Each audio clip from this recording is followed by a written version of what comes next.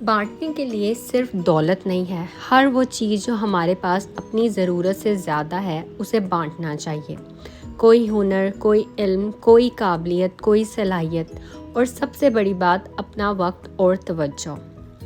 افراتفری کے اس دور میں آپ کے چند الفاظ آگ پر تیل کا یا پھر زخم پر مرہم کا کردار ادا کرتے ہیں۔ آج کل لوگوں کو بہت زیادہ نفسیاتی مسائل کا سامنا درپیش ہے، ایسے میں آپ کے کچھ اچھے اور مثبت الفاظ لوگوں کو جینے کی امید دے سکتے ہیں۔ آج کل سب سے خوبصورت تحفہ آپ کا وقت، توجہ اور حوصلہ افزائی ہے۔ لوگوں کی حوصلہ افزائی کرنا سیکھیں۔ نکتہ چینی کرنے یا تنقید کرنے سے آپ کی اپنی ذات منفی اثرات کے تلے دب کر رہ جاتی ہے، پھر آپ ہر مثبت چیز اور ہر مثبت بات سے بھی منفی پہلو نکال کر لاتے ہیں۔ آپ اس قدر عادی ہو چکے ہیں کہ آپ کی آنکھ مثبت پہلو کو دیکھنے سے قاصر ہے، کیونکہ منفی سوچ کے حامل شخص کی آنکھ مثبت پہلو کو دیکھنے سے قاصر ہوتی ہے۔ ایک بات یاد رکھیں کہ حوصلہ افزائی کرنے والا کوئی عام شخص نہیں ہوتا، اس کی یہ عادت اسے لاکھوں لوگوں سے منفرد کرتی ہے۔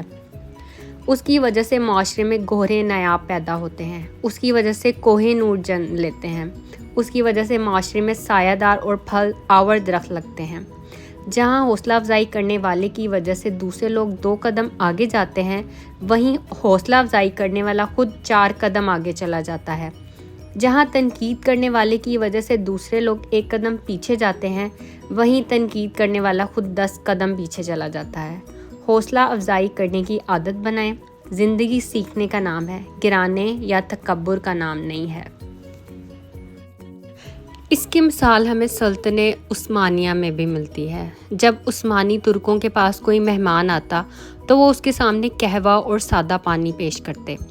اگر مہمان پانی کی طرف ہاتھ بڑھاتا، وہ سمجھ جاتے کہ مہمان کو کھانے کی طلب ہے، تو پھر وہ بہترین کھانے کا انتظام کرتے، اور اگر وہ قہوہ کی طرف ہاتھ بڑھاتا تو وہ جان لیتے کہ مہمان کو کھانے کی حاجت نہیں ہے۔ اگر کسی کے گھر کے باہر پیلے رنگ کے پھول رکھے نظر آتے تو اس کا مطلب ہوتا ہے کہ اس گھر میں مریض موجود ہے۔ آپ اس مریض کی وجہ سے گھر کے باہر شور شرابہ نہ کریں اور عیادت کو آ سکتے ہیں۔ اور اگر گھر کے باہر سرخ پھول رکھے ہوتے تو اشارہ ہوتا کہ گھر میں بالغ لڑکی ہے، لہٰذا گھر کے آس پاس بذائی جملے نہ بولے جائیں۔ اور اگر آپ پیغام نکاح لانا چاہتے ہیں تو خوش آمدید۔ گھر کے باہر 2 قسم کی ڈور بیل ہتھوڑے رکھے ہوتے تھے، ایک بڑا ایک چھوٹا۔ اگر بڑا ہتھوڑا بجایا جاتا تو اشارہ ہوتا کہ گھر کے باہر مرد آیا ہے، لہٰذا گھر کا مرد باہر جاتا تھا، اور اگر چھوٹا ہتھوڑا بجتا تو معلوم ہوتا کہ باہر خاتون موجود ہے، لہٰذا اس کے استقبال کے لیے گھر کی خاتون دروازہ کھولتی تھی۔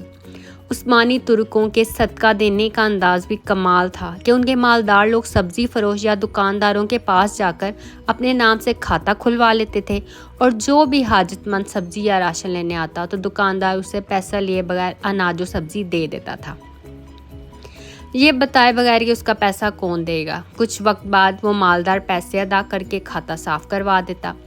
اگر کسی عثمانی تر کی عمر 63 سال سے بڑھ جاتی اور اس سے کوئی پوچھتا کہ آپ کی عمر کیا ہے، تو وہ نبی پاک صلی اللہ علیہ وآلہ وسلم سے حیا و ادب کرتے ہوئے یہ نہ کہتا کہ میری عمر 63 سال سے زیادہ ہو گئی ہے، بلکہ یہ کہتا بیٹا ہم حد سے آگے بڑھ چکے ہیں۔ کیسا ادب، کیسا عشق تھا ان لوگوں کا، کیسی بہترین عادات تھیں ان لوگوں کی۔ یہی وجہ تھی کہ عالم کفر نے سلطنت عثمانیہ کے غداروں سے مل کر ٹکڑے کر ڈالے۔ ہمیں اپنی اسلامی روایات کو فالو کرنا چاہیے۔ ہمارے بزرگوں نے آج کل ہمیں روایات کے نام پہ صرف اور صرف جہالت ہی دی ہے، جیسے شادی کا عجیب و غریب نظام، بچے کی پیدائش پہ فضول قسم کی روایات، مرنے کے وقت بیٹی کے گھر والوں کی روٹی دینے کی عجیب منطق، بچے کی ڈیلیوری کے وقت عورت کو ماں باپ کے گھر بھیج دینا، جہیز جیسی منحوس لعنت کو فرض کرنا، اولاد کی خواہشات کو قربان کرنے کا رواج ہونا، شادی کے لیے لڑکے کو دیکھنے کی بجائے اس کے خاندان اور ماں باپ کا خاندانی ہونا تلاش کرنا، لڑکی کو پسند کرنے کا ایک ہی دائرہ کار، چاند جیسی بہو، بیٹی کا جائیداد میں حق مانگنے کو گناہ سمجھنا، ذات پات کے فرق کو قائم رکھنا، برادری سے باہر شادی نہ کرنا، شادی کو چلانے کی ایک اہم وجہ یہ سمجھنا کہ ماں باپ کی عزت رکھنی ہے، شوہر اور سسرال والوں کی جی حضوری کرنی ہے، کتنا بھی ظلم کریں، گھر میں صرف بڑوں کی حاکمیت ہونا، چھوٹوں کی اہمیت کو نا تجربہ کار سمجھ کر رد کر دینا، سادہ سادہ نکاح کرنے کے بجائے گرینڈ لیوش ویڈنگز کرنا، شادی کرنے کے لیے قرضہ لے کر واہ واہ کروانے کی رسم، جوائنٹ فیملی کو چلانا چاہے کوئی ایک دوسرے کی شکل دیکھنا بھی گوارا نہ کرے، بیٹے کو ہی خاندان کا وارث سمجھنا، پہلی اولاد پہ بیٹے کی خواہش کرنا، یہ ہے ہمارے بڑوں کا کردار اور ان کی فضول رسم و رواج۔ تو ان ساری رسم و رواج کی اسلام نفی کرتا ہے۔ پھر کہتے ہیں کہ اسلام سے آج کی جنریشن بہت دور ہے۔ بندہ پوچھے سارا کلچر ثقافت اسلام کے منافی بنا رکھا ہے تو دوری تو بنتی ہے۔